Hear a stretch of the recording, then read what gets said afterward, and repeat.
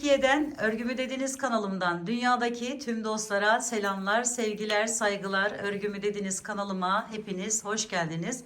Bu videomda iki şiş şöyle volanlı kol detaylı kazak şal yapımını sizlere anlatmak ve paylaşmak istiyorum. Umarım sever ve beğenirsiniz arkadaşlarım.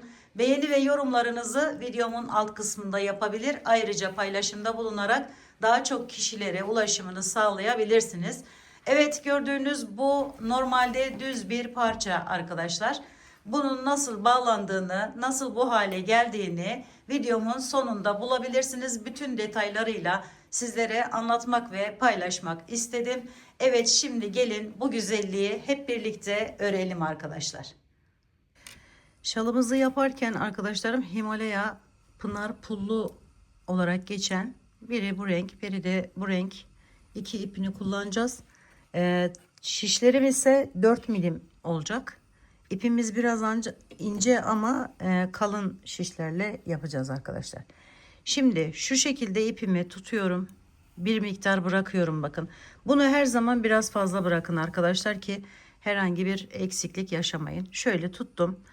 Kime yapacaksanız onun kol boyuna göre, yani enine göre şöyle çevrilecek şekilde olacak şekilde şöyle başlıyoruz. İlmek atarak ilk sıraya geçeceğiz.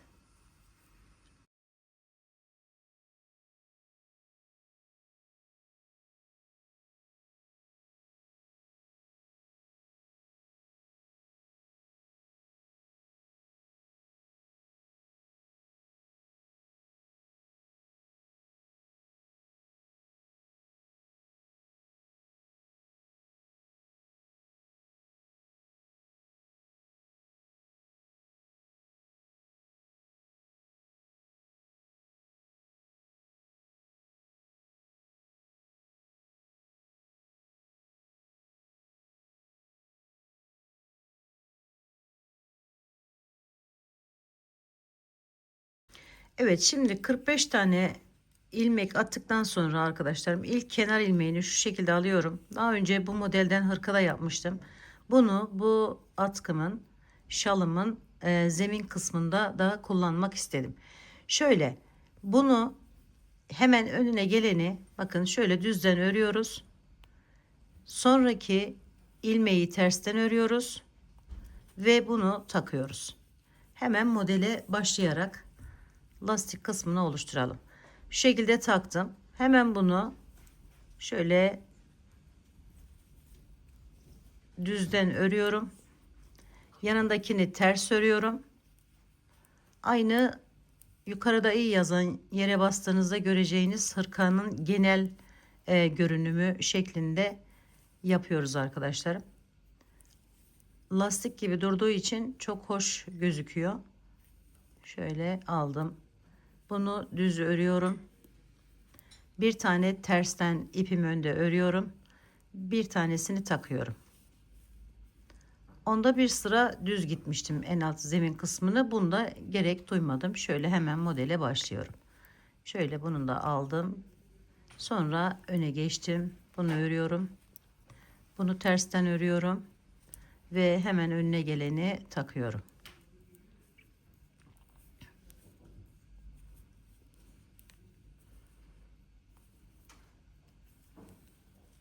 Düz ördüm.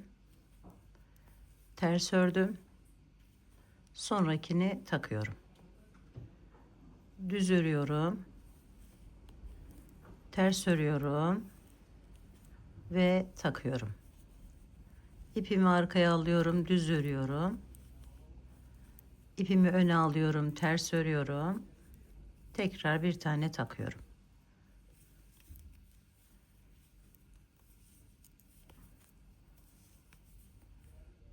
Sıra sonuna kadar bu şekilde devam ediyoruz.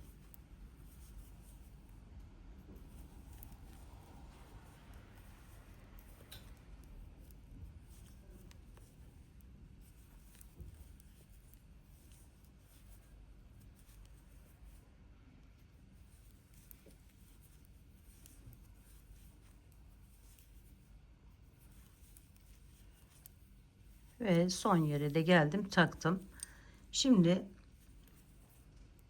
öne geçiyorum. Şöyle kenar ilmeğini normal bir şekilde ördüm. İpimi öne aldım. Tersten örüyorum. Sonra bu ikisini birlikte şu şekilde içine giriş yapıyorum. Şu şekilde düzden örüyorum. İpim arkada. Sonra şu ilkini arkadaşlarım içerisine giriş yapıyoruz ve çıkartıyoruz. Bunu ters örüyoruz. İkisinin arasından giriş yapıyoruz.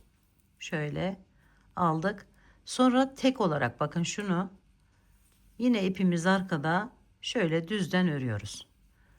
2 ilmeği keserken aynı zamanda 2 tane ilmeği çıkartıyoruz arkadaşlar. Hemen diğerine geçelim. Tersi aradaki ördüm.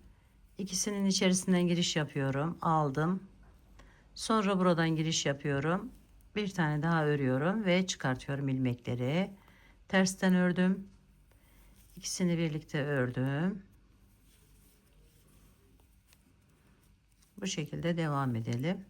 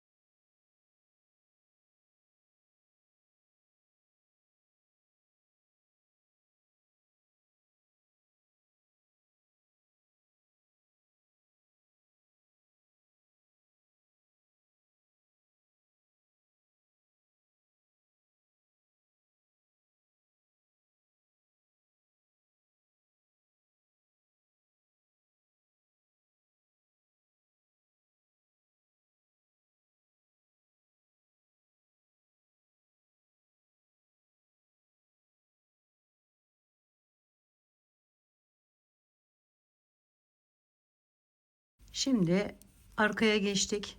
Bakın bunu normal kenar ilmeğini ördüm. Yanıma düz gelen ilmeğimi yine düzden örüyorum. Bunu şu şekilde tersten örüyorum. Bunu da takıyorum arkadaşlar. Şöyle örmeden atladım. Diğerini hemen ipimi arkaya aldım. Düzden ördüm. Bunu tersten örüyorum. Bunu ipim önde takıyorum. Bu şekilde devam ediyoruz.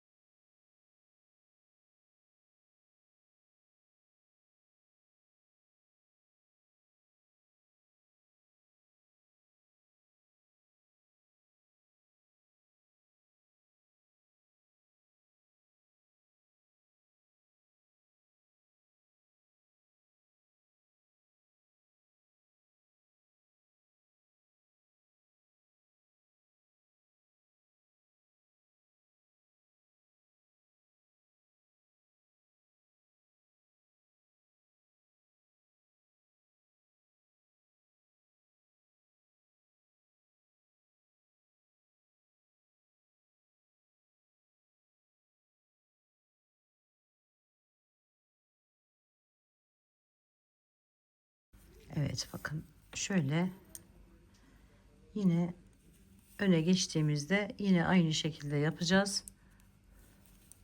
Dediğim gibi lastik gibi bir görünüme sahip olacak arkadaşlar. Şöyle tersten ördüm.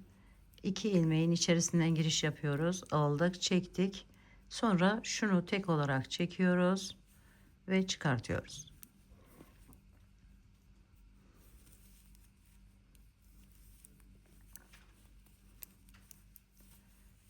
Şimdi bunu arkadaşlarım aynı modeli bu kime yapacaksanız o kişinin dirseğine kadar en az dirseği geçirebilirsiniz bu arada.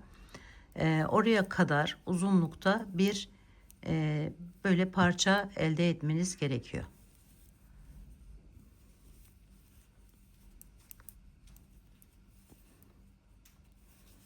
Model aynı şekilde devam ediyor.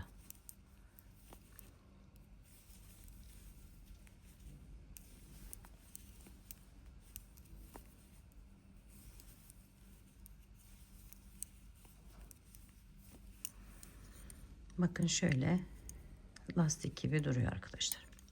Evet, şimdi bunu devam edelim ve bakın şöyle katladığımız zaman, şimdi tam ortadan olmadığı için iki tarafı da kaplayacak şekilde olması gerekiyor. Yani şöyle dikeceğiz daha sonra arasını. Evet, şimdi bunu uzatalım ve dilediğimiz ölçüye geldiğinde artık tekrar artırma işlemine geçeceğiz. Evet arkadaşlarım, şimdi bakın şu kol boyuna, yani şöyle geldi dirseğe kadar olan kısmına, hatta biraz da geçti ve geçmesi de lazım zaten. Şimdi burada şöyle alıyorum. Enini ne kadar büyüklükte isterseniz o kadar olması gerekiyor. Şu şekilde bir tane kenar ilmeğini ördükten sonra her bir ilmeğimin içerisinden giriş yapıyorum. Bir, üzerine aldım, 2 ve 3 tane. Yani bir ilmekten 3 ilmek çıkartmış olacağız. Her birisini bu şekilde geçiyoruz. Şöyle 3 tane çıkartarak bir, üzerine alıp 3. Sayıyı arttıracağız arkadaşlar, enli olması için.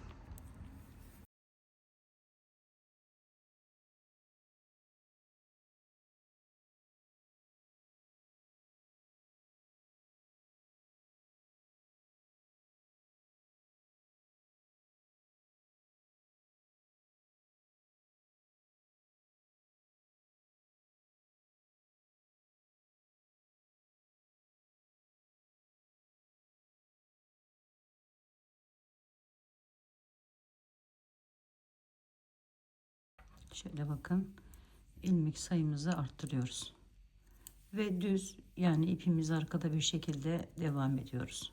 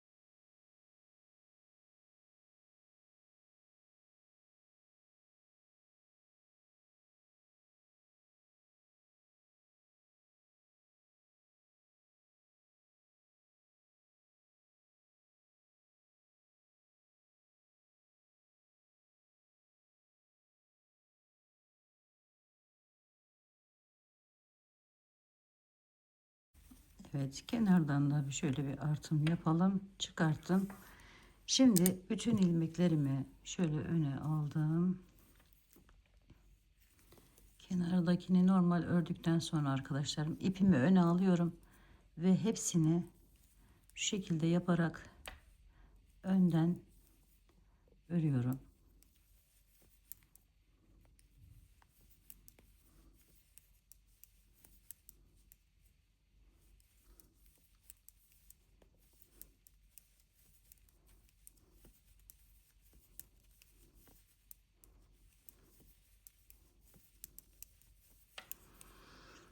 Bakın şöyle büyütmüş olacağız. Hepsini bu şekilde önden örerek bu sırayı tamamlayalım.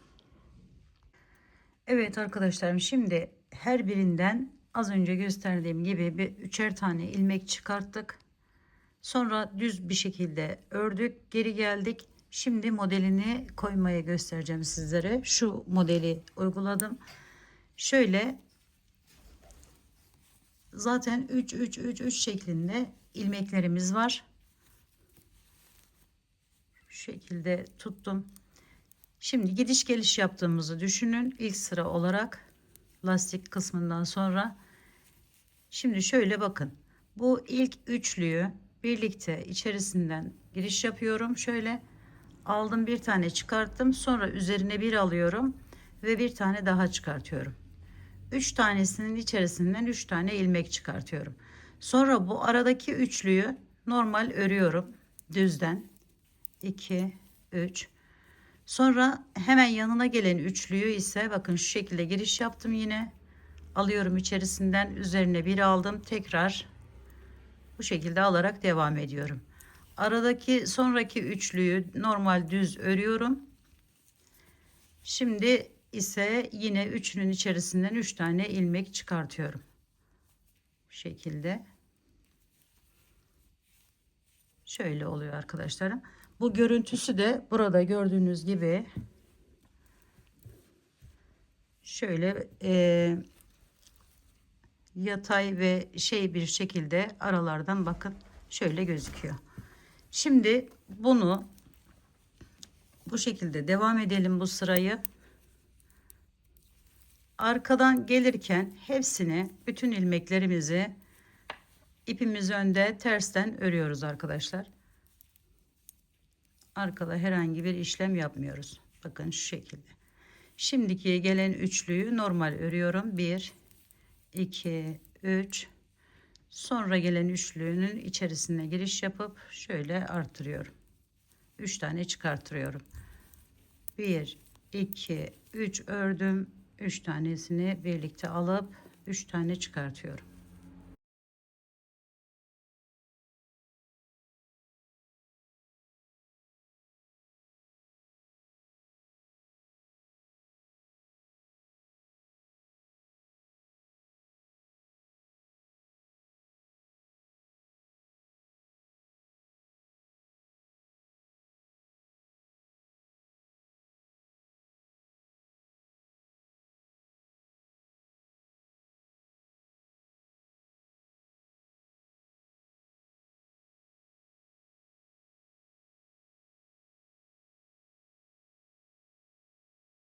Evet, bu şekilde bu sırayı devam edelim.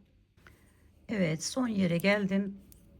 Bakın 3 tane yine ilmeğim kaldı. Bu üçünü birlikte alıyorum. İçerisinden 3 tane ilmeğimi çıkarttım. Sonra arka kısmına geçiyorum. Arkada arkadaşlarım bütün ilmekleri tersten şöyle alalım. Kenar ilmeğini ördüm. Bütün hepsini tersten örüyorum. Şöyle ipimiz önde.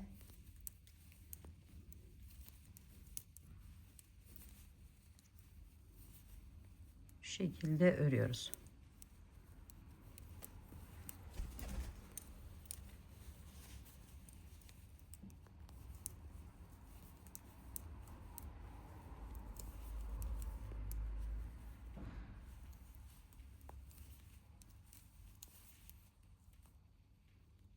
Bu arttırdığımız ilmeği şuradan örebilirsiniz. Herhangi bir değişiklik olmuyor.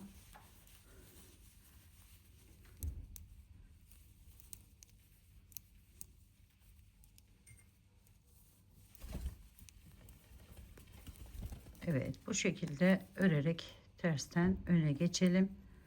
Önde hepsini düz olarak örüp arkadaşlarım, sonra yani bir gidiş geliş yapacağız. Şöyle bakın, ön tarafa geçeceğiz, düz bir şekilde öreceğiz, sonra arkadan tekrar o şekilde yaparak geleceğiz. Sonra tekrar o üçlü bağlama işlemine geçip onu yapacağız arkadaşlarım, o sırasını değiştirerek.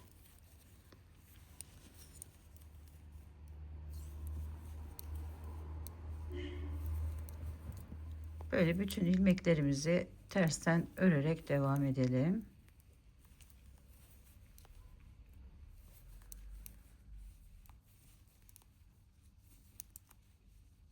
Şimdi öne geçtik arkadaşlar. Bakın şu az önce bağladığımız yerde hiçbir değişiklik yapmadan bütün ilmeklerimizi düzden örüyoruz. Bakın şöyle ilişkimizi yapıp alıp çekiyoruz. Bu şekilde.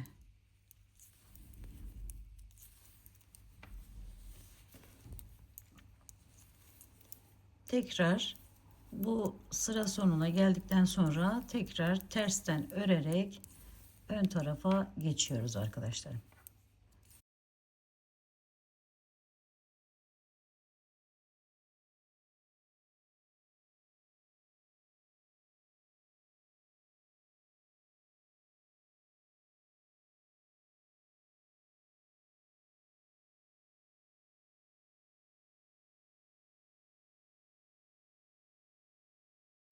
Evet, şimdi terse geldim. Aynı şekilde tersten az önce de söylediğim gibi örerek ilk başlangıç yerimize geri geliyoruz arkadaşlar.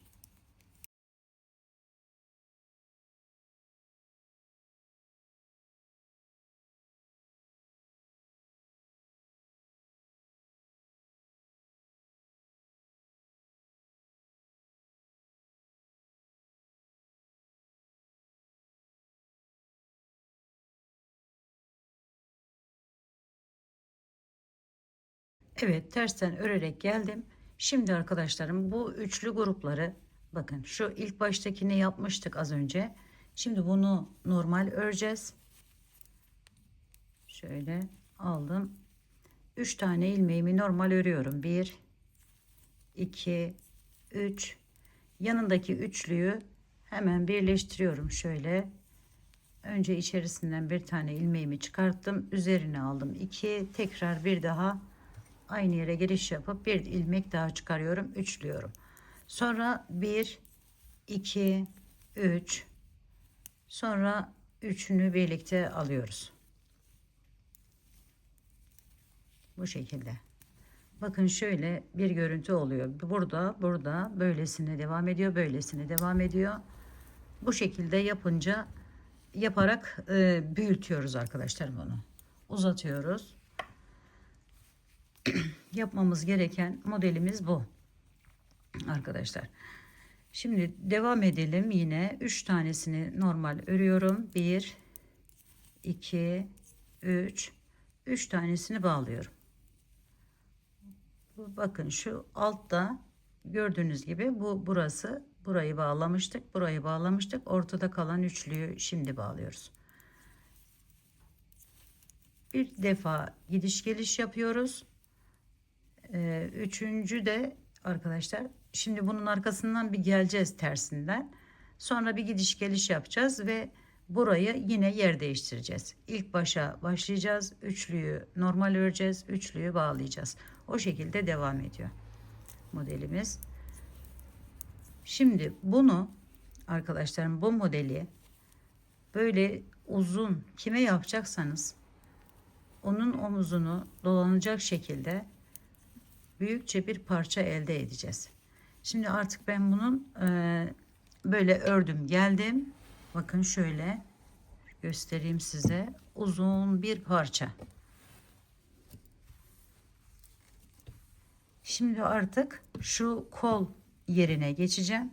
Onun da nasıl yapıldığını sizlere şimdi göstereceğim arkadaşlar. Burada takmıştık. Burada azaltarak devam edeceğiz ve modelimizi tamamlamış olacağız böylelikle. Şimdi 3 düzü ördüm. 3 tanesinin içerisinden 3 tane ilmek çıkartıyorum. Şöyle. Sonra tekrar 3 tane örüyorum. 3. Şimdi bunu bu şekilde sıra sonuna kadar gidip tersten örüp buraya gelelim. Burada artık şu kola uyguladığım lastik şeklindeki modelin uygulamasına geçeceğiz arkadaşlar. Evet arkadaşlarım, şimdi diğer kolu yaparken arttırmıştık. Şimdi azaltma işlemine geçiyoruz ve şurada yaptığımız bu modelin aynısını uygulayacağız ve diğer kolunu da tamamlamış olacağız. Şöyle onu da şu kenar ilmeğini bir tanesi çıktı. Hemen düzeltelim.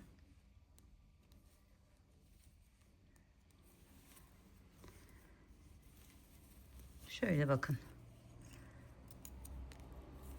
Normal alıyorum kenar ilmeğini. Üçünü birlikte alıyorum. Bir ilmekten 3 ilmek çıkartmıştık. Şimdi 3 ilmekten 1 ilmek çıkartarak devam ediyoruz. Böylelikle sayıyı yine azaltmış oluyoruz. Diğer kol için yaptığımız bir işlem olacak arkadaşlar. Şöyle 3 taneden kestik.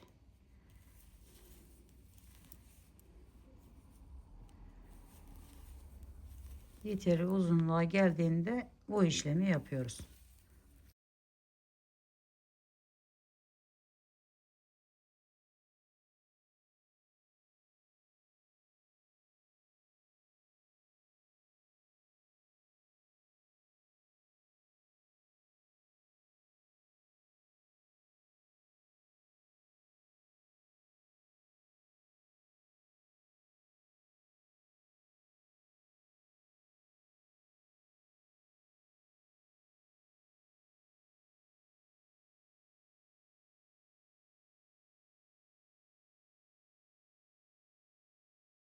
Evet arkadaşlarım, kesme işlemini tamamladık. Şimdi hemen modelimize geçiyoruz.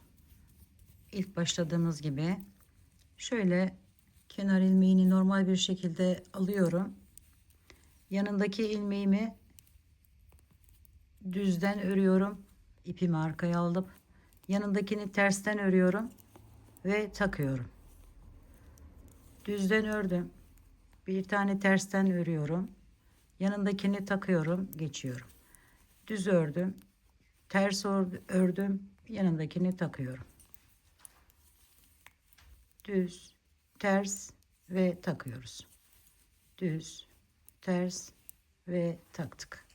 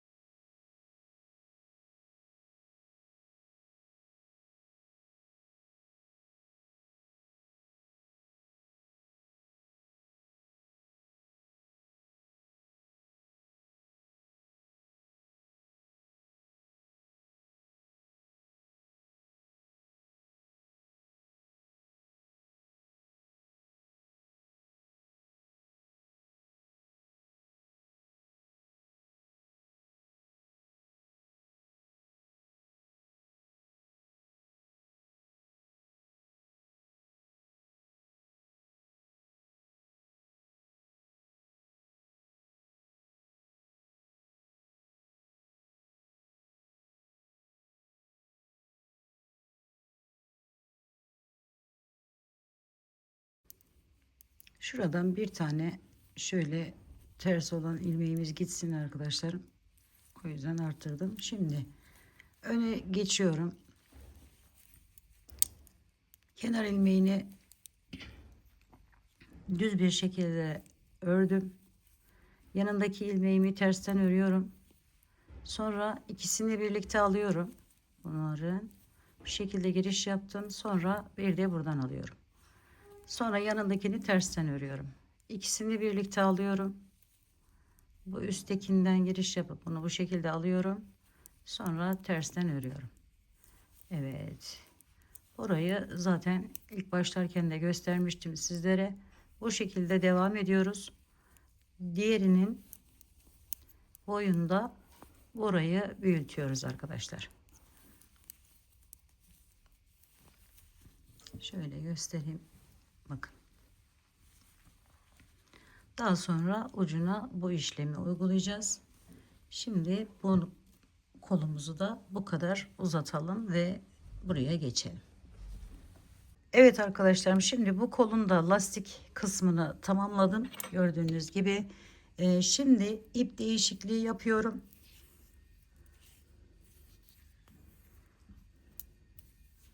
Bu ipimi alıyorum. Şişlerimi de 5 milime çıkartıyorum ve hemen kenardan tuttum, şöyle giriş yaptım, kenar ilmeğinden şöyle alıyorum.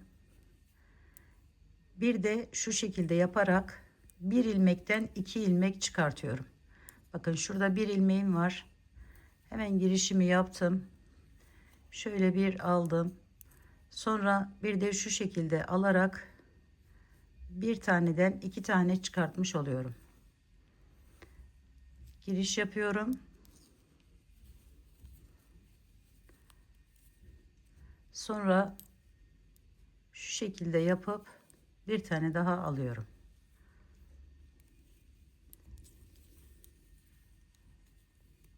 Bir önden bir arkadan önce bakın şu şekilde giriş yaptık, aldık.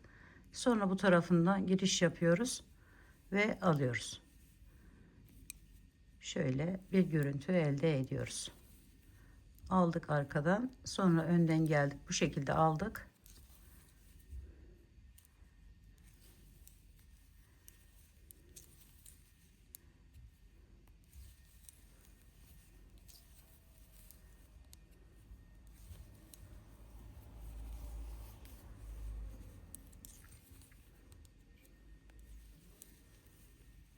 Bunu modelinizin şöyle bakın ön tarafında geldiğimiz zaman yapmamız gereken işlem arkadaşlar. İç kısmı bakın şu şekilde gözüktüğü için bunu arkadan önden yapmamız gerekiyor. Şöyle aldım. Şimdi her birinden 2 ilmek çıkartarak bu sırayı devam ediyorum. Geri dönüşte de bütün ilmeklerimi tersten örüyorum. Bir defa gidiş geliş yapmış oluyoruz.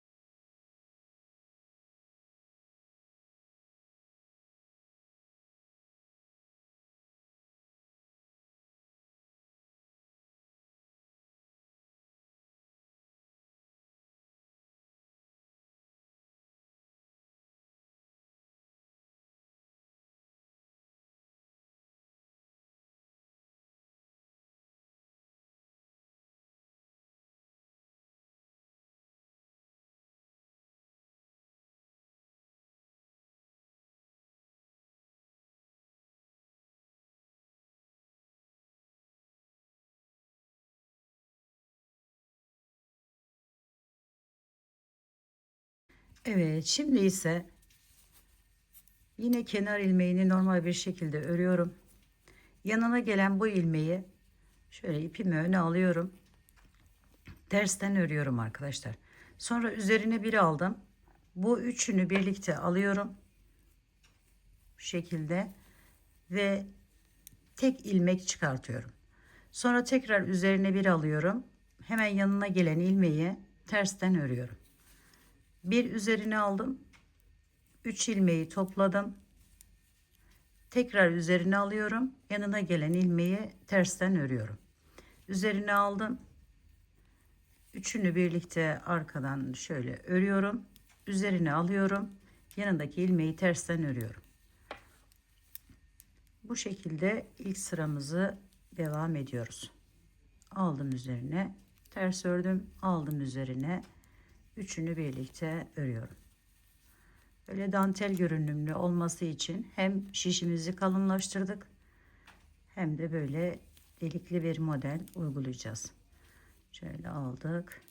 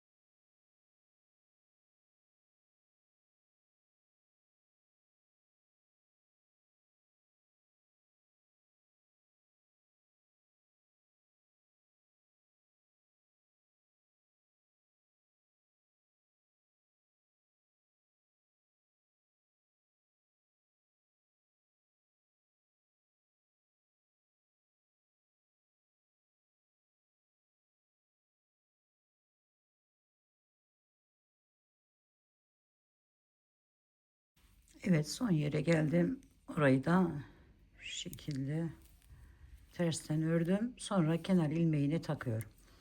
Şimdi çeviriyorum. Arkasında yine bütün ilmeklerimizi değil, pardon, şu ilk ilmeğimizi bakın düz ördük. Sonra 3 tanesini şöyle tersten örüyoruz. 3 tane ters örüyoruz, bir tane düz örüyoruz arada. 1 2 3, aradakini düz ördük. 1 2 3, aradakini yine düz örüyoruz. 1 2 3, aradakini düz ördük.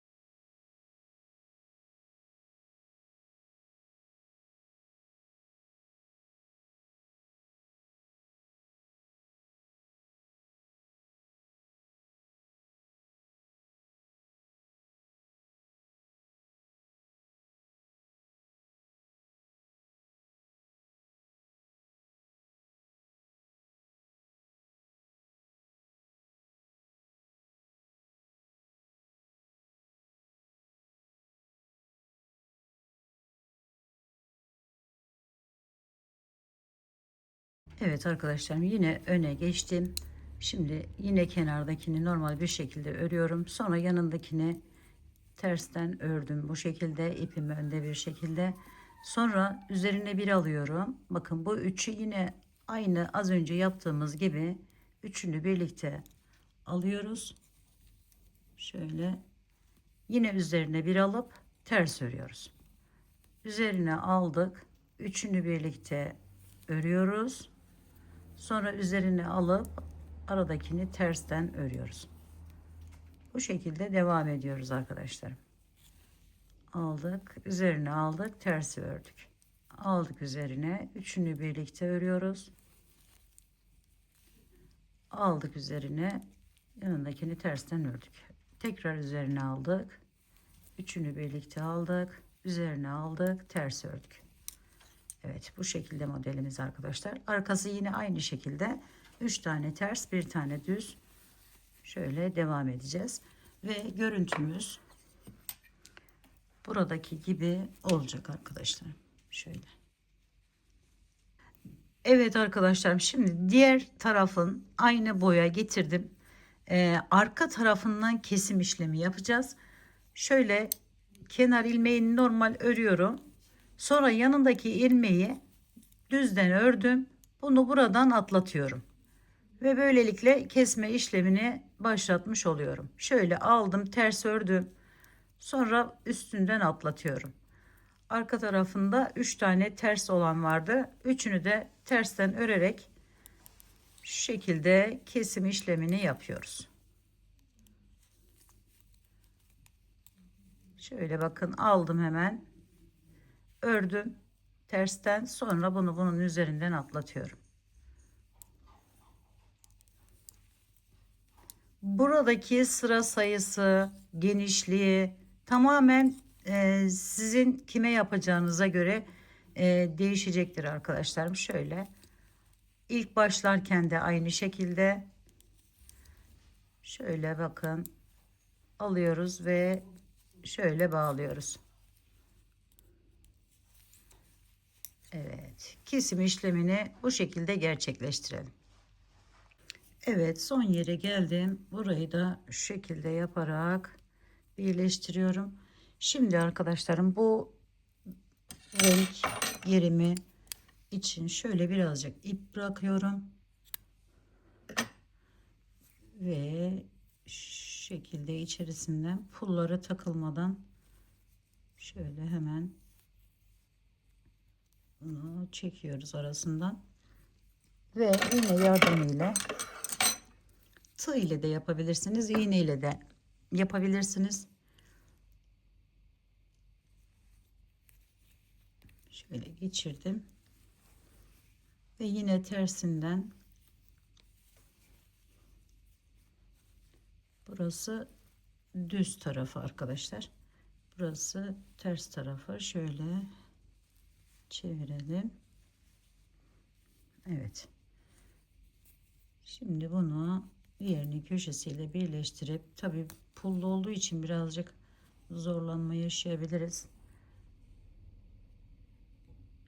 Şöyle yapıp birleştirelim.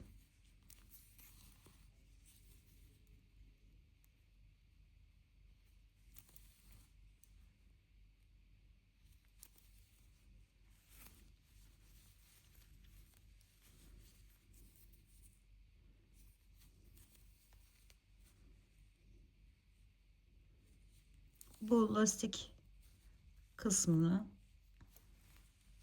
hepsini bakın arkadaşlarım, şöyle göstereyim. Şurayı da şu şekilde yapıyoruz. Burayı da birleştiriyoruz. Alt kısmını da, yani burayı da birleştiriyoruz. Şöyle şuraya kol gibi oluyor. Aynı arkadaşlarım, şimdi çıkartılmış hali bu şekilde, bakın. Şöyle duruyor. Şimdi bunu kime yapacaksanız şu mesafesi önemli arkadaşlarım, uzunluğu. Uzunluğunu ne kadar, yani kime yapacaksanız ona göre böyle 2 kat dolanması gerekiyor. Daha rahat bir şey elde edebilmek için. Şimdi bu 42-46 beden arası rahatlıkla olur arkadaşlarım. Hatta biraz daha fazla yapabilirdim aslında. Ama bu şekilde tamamlamak istedim. 400 gram ip kullandım, mavi ipten. Diğerinden de böyle çok az bir ip kullandım arkadaşlarım. 50 gram bile bitmedi diyebilirim, beyaz olandan. Evet arkadaşlar, şimdi önden çapraz bir şekilde giyiyoruz. Şöyle bakın. Önce burayı, bu kolunu taktık. Sonra aldık şalımızı, biraz yavaş arkadan getirdik. Şu şekilde getiriyoruz. Ve bu kolumuza da burayı giyiyoruz. Ve düzeltme aşaması.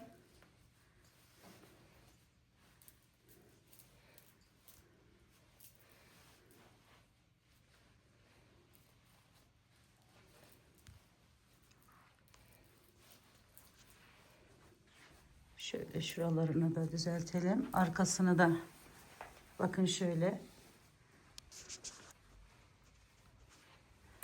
Arkadan görünümü bu şekilde. Öne de kollarını da düzeltelim iyice. Evet, şu kolumuzu da çıkartalım. Burası bu şekilde olacak. Şöyle bu üste gelecek. Üst takılı. Üste gelecek. Şöyle kolunu da birazcık çevireceğiz. Ve bakın şöyle güzel ve değişik bir şekilde olacak arkadaşlarım. Bakın. Bu önden çapraz hali. Şöyle iyice yakından göstereyim size. Bakın yakası bu şekilde. Dediğim gibi bu sarma dolama alanını biraz daha büyük yapabilirsiniz arkadaşlar. Şimdi arkadan çapraz haline geçelim. Daha kolay. Çıkarttık.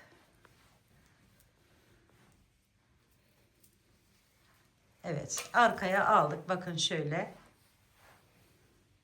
Attık arkadan. Onu tekrar öne alıyoruz. Ve kolumuzu geçiriyoruz. Ve düzeltiyoruz şöyle. Yardımcı olmak istiyorum ama tamamen görmeleri için. Şöyle bakın. Burayı da yapıyoruz aynı şekilde. Şurası. Bir olmadı. Normalde daha kolaydı.